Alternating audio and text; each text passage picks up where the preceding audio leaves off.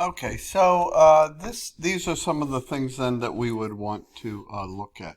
As I was just mentioning, best practices dictate that facilities should be inconspicuous and unremarkable. So some of the things that you would want to consider in a site, some additional items are on this slide, right? Like the roadway design, I think I already mentioned that. What are the natural hazards out there? Surface traffic, air traffic, existing boundary protections that are already in place.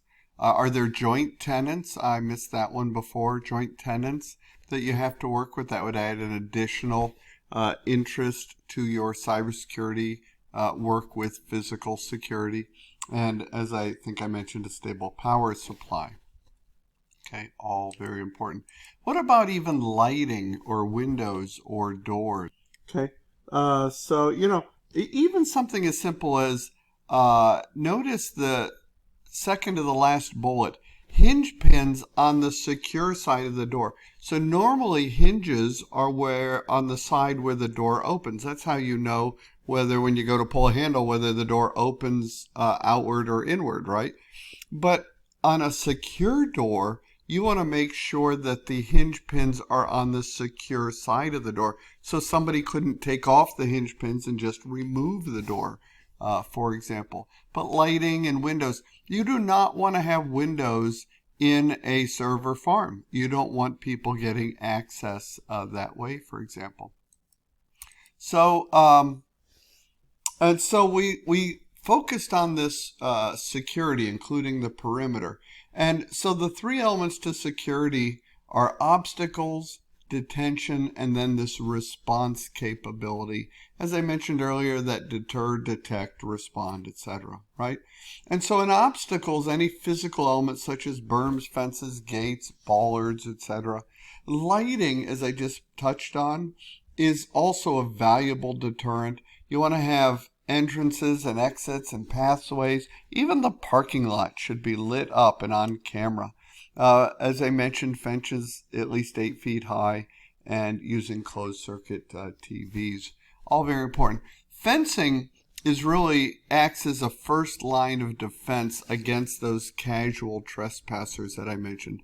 And fencing should be complemented with other physical controls such as a guard, maybe dogs even, to secure the facility. I think I mentioned that a fence height of 6 to 7 feet is considered ideal for stopping intruders from climbing over it. 3 to 4 feet is really just going to act against casual trespassers, kids maybe.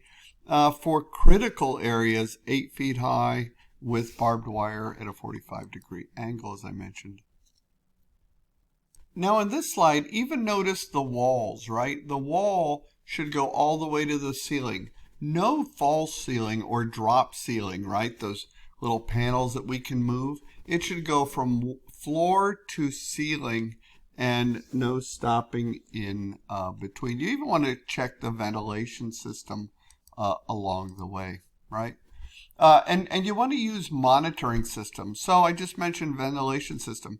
You might want to have a sensor inside the ventilation system to make sure someone isn't crawling through it, right? But there are various types of sensors defined here pretty easily. Motion sensors, closed circuit, which when the circuit is broken is going to trigger. A pressure mat inside a vent is going to be very effective. Proximity sensors and even photoelectric. And again, one thing cybersecurity sometimes in policy forgets to do, IT security, we forget about safety. People are our number one asset. Always consider safety first. So you want to have exit signs, escape routes with plans. You want to do drills and test them regularly so people know where they're going and how to move in an emergency. So continuing then with the conversation about how is physical access controlled. After the first area that we just talked about, which was the site location, we want to consider the exit and entry controls that I just mentioned. And then after that, we want to address really our biggest challenge, which is authorized entry.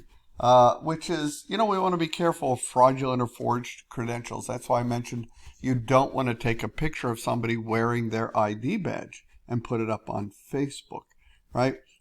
We want to be, sometimes these ID badges are obtained through profiling, right? And badges can also function as an access card. So if you lose yours, make sure you report it to the appropriate channel.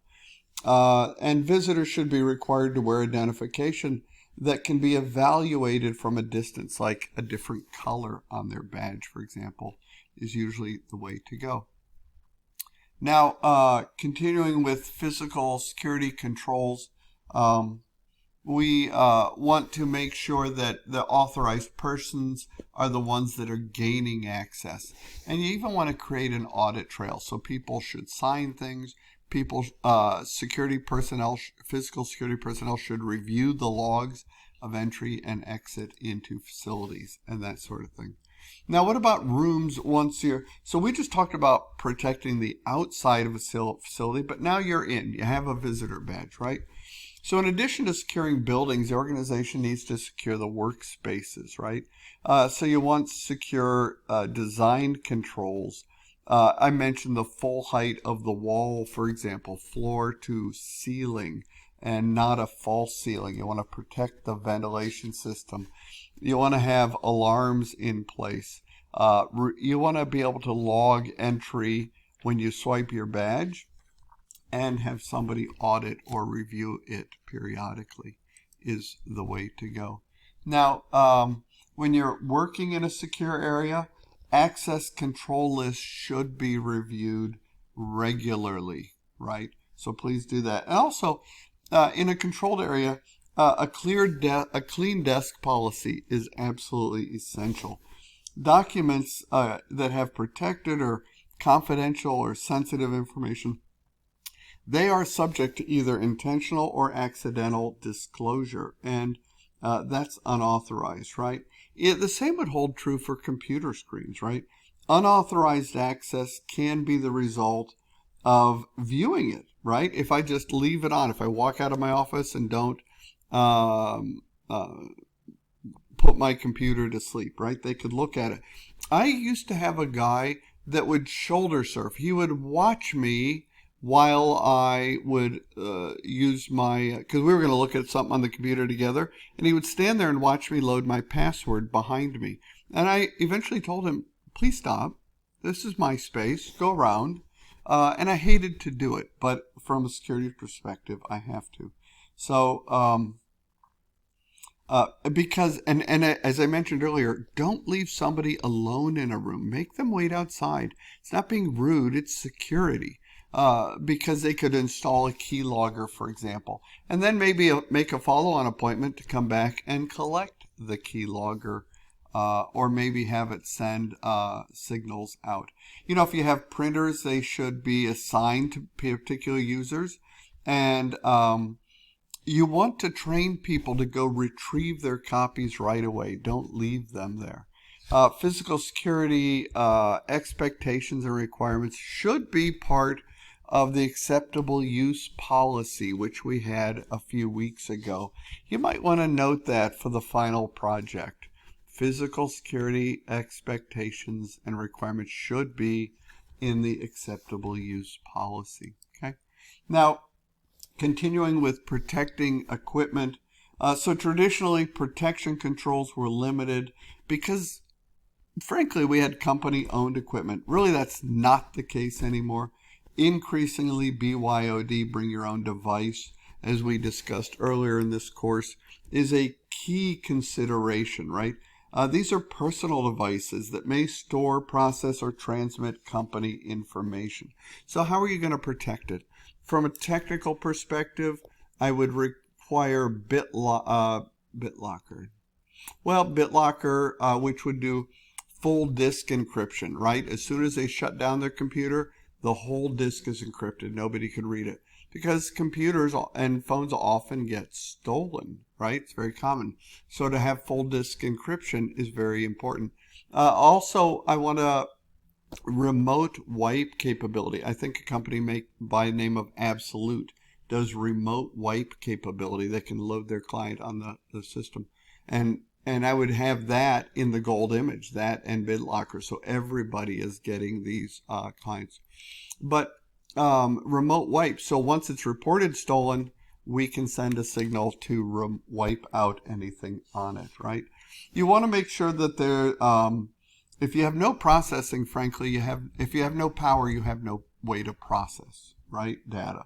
So we want to take steps to make sure that power is available, that it's clean, consistent, and abundant supplies of power. You're always concerned about energy consumption, and so we want to make sure that computers and monitors are high energy consumption are energy efficient. Universities are good at being leaders in sustainable green computing movements, which is excellent. Also, you want to pick devices that have the Energy Star label. That's actually an agreement between the Department of Energy and the EPA, the Environmental Protection Agency. And so to become an Energy Star appliance, it's actually very, very demanding. So that's a good power tool to have.